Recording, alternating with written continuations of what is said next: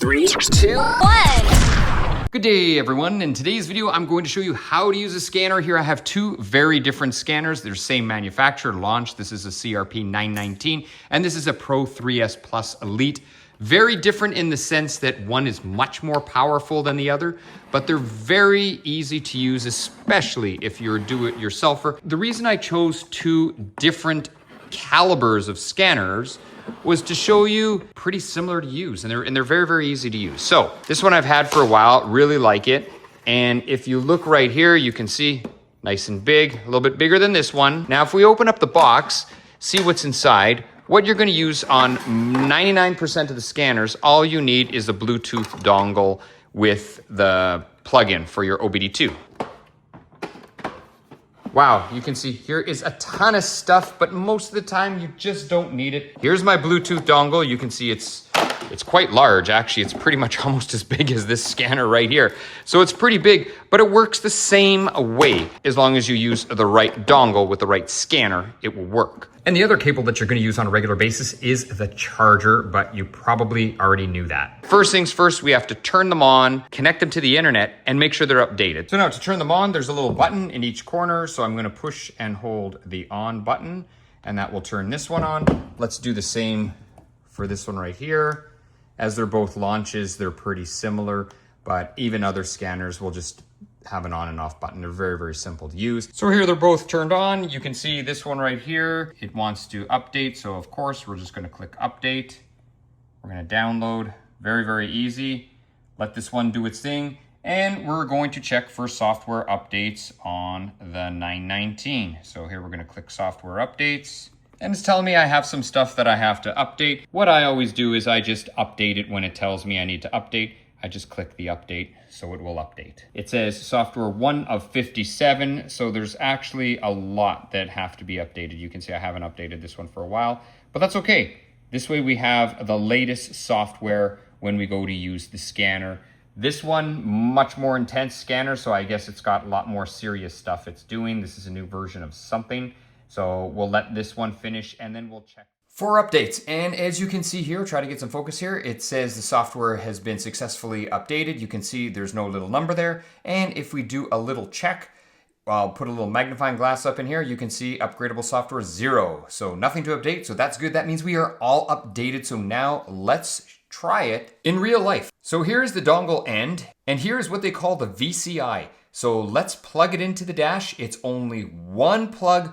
All cars pretty much are right underneath here. They're right underneath the steering wheel. Let me see if I can get you a view. There it is, the white piece of plastic. So we're just gonna plug it in here. There we go, just like so. And you'll know if you make a good connection or not because usually you get a beep, but not everyone will give you a beep, but most of them do. And I know I'm plugged in properly because the VCI has power.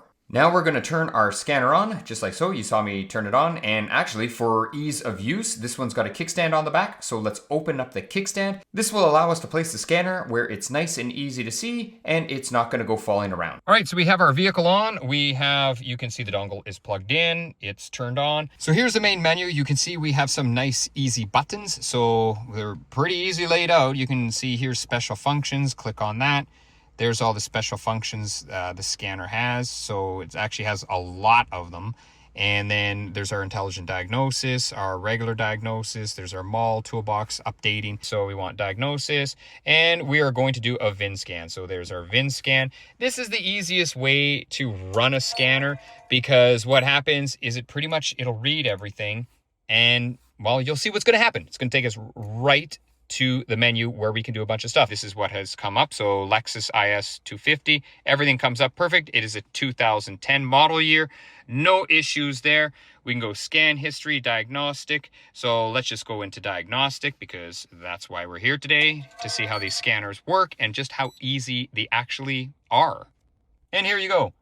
Automatic search, Europe and others, manual, diagnostic, set area, menu. So we can go automatic search, Europe and other, so that could probably catch everything because we're not in Europe, but we are other. So let's see what happens. We are in IS 250, Europe and other, okay. And now we'll just get a warning that lets us know if communication fails to obviously check your connection because you may have bumped it.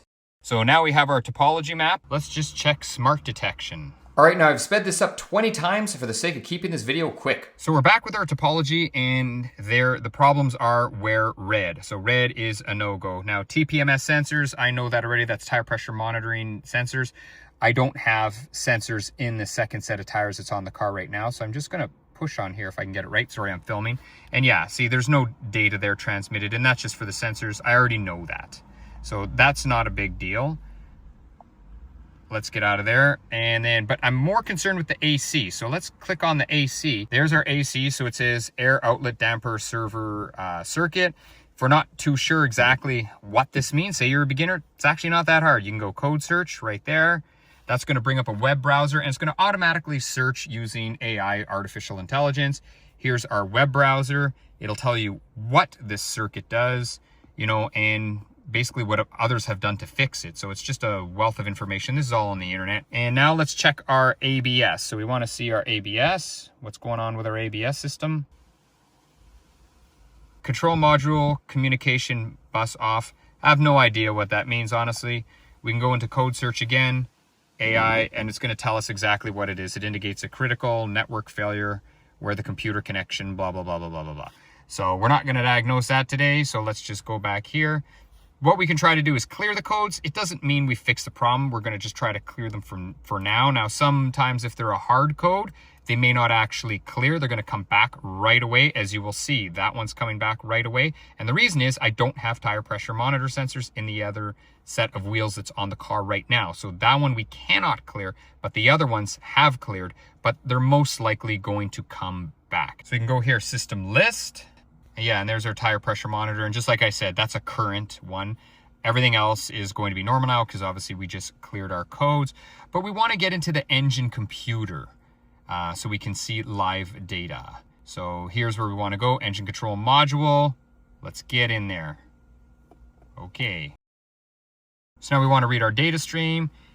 Here you can see, here's a whole bunch of stuff. So let's just select all, make it really easy. We're going to go okay. And here's everything. You can see our battery voltage has dropped a little bit because obviously the engine is not running. I've just had the ignition on.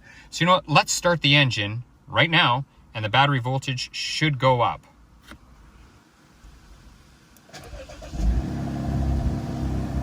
And there you can see, there our battery voltage is up. So we want to graph a few things here. So say we want our voltage, accelerator position, maybe some of these, load, temperature, engine speed. Anyway, here's a few ones. So let's graph them, okay? So those are the ones that I brought up. You can see them right there, moving around. Now I want to graph them. And there you can see how easy it is to graph. There's our engine RPM. If I step on the accelerator a little bit,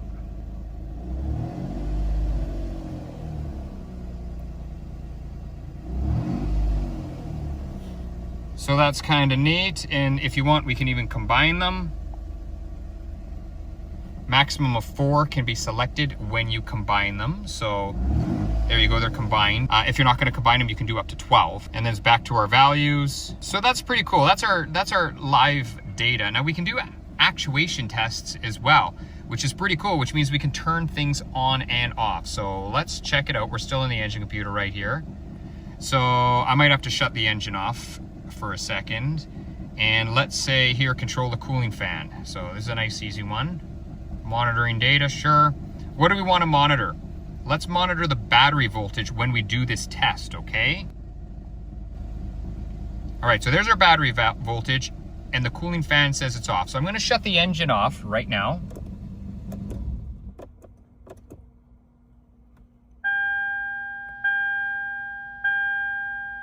All right, so you can see the engine is not running. The battery voltage has dropped a little bit. So again, we're going to do the electronic cooling fan. So we want to turn this on and off. So let's take a listen and see what happens when I turn it on. You should be able to hear the fan come on.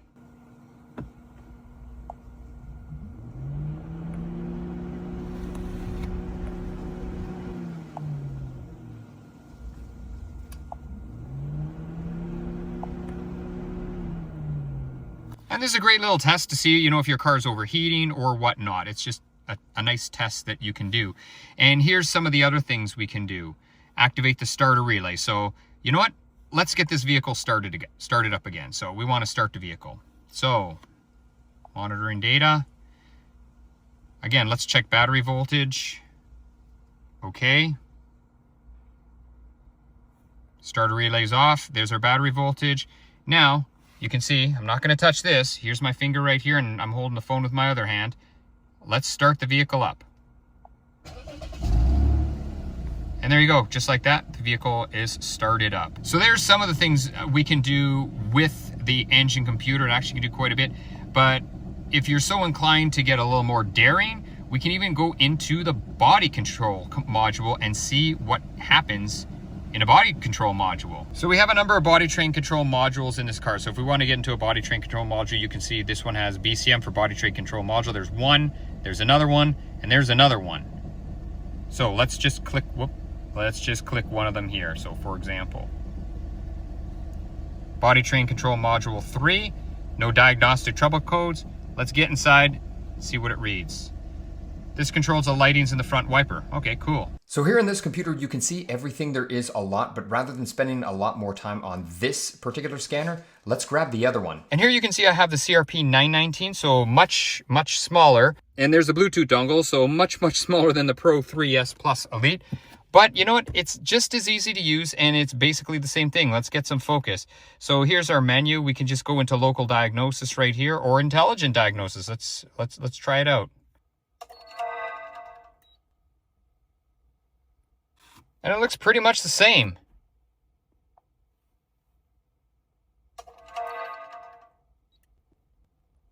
So the big difference with this one is this one doesn't have the topology, so it takes us to a different menu first. So we're going to set the area. We're in North America. Here we are, North America.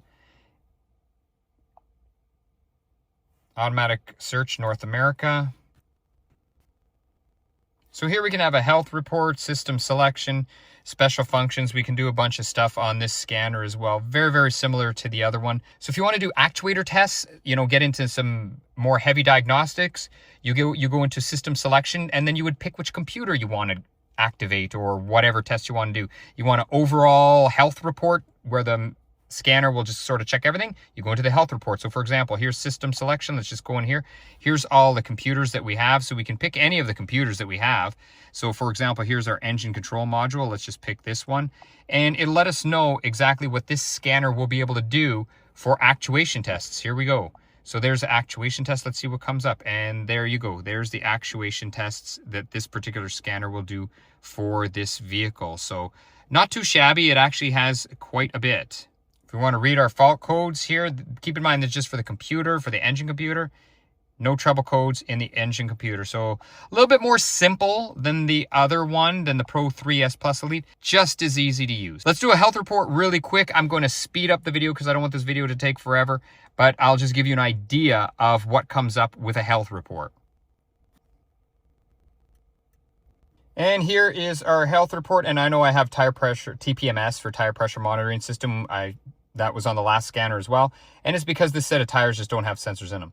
But other than that, everything looks pretty good. And we can go into any of the modules that we want and just do some tests. So here's the ECM. So if we go enter again, just another way to get into it to show you how easy it is. In there, we can get into actuation tests, special functions, you know, whatever we would like. So what are some tips for beginners? I showed you a pretty powerful one here and a pretty simple one here. Don't panic if you get a bunch of codes, all right? Write the codes down. It's always a good thing to write them down. You can clear them. Sometimes they come back, sometimes they don't. It depends if it's intermittent or a hard fault. If you're new, just use the scanner more because you know what? You're gonna wanna get comfortable with them. As I showed you in the vehicle there, they're not that hard. You don't have to be taking out a transmission out of a vehicle like this or have a toolbox full of tools. You just don't need it. You know, they're very easy for do-it-yourselfers. And one of the other things that I always say is connect to Wi-Fi, because once you connect to Wi-Fi, you're going to make sure your scanner is updated with the latest software. These tools will become one of your favorite friends in the garage, especially for resets. A lot of these new vehicles, you need scanners to just reset simple things like the oil. So if you want to try using a launch scanner, click the link below, take advantage of the discount. That's it for the video. If you have any questions, comments, concerns, anything like that, please leave them below. I am Garage King, and I hope to see you all again soon. Thanks, everyone.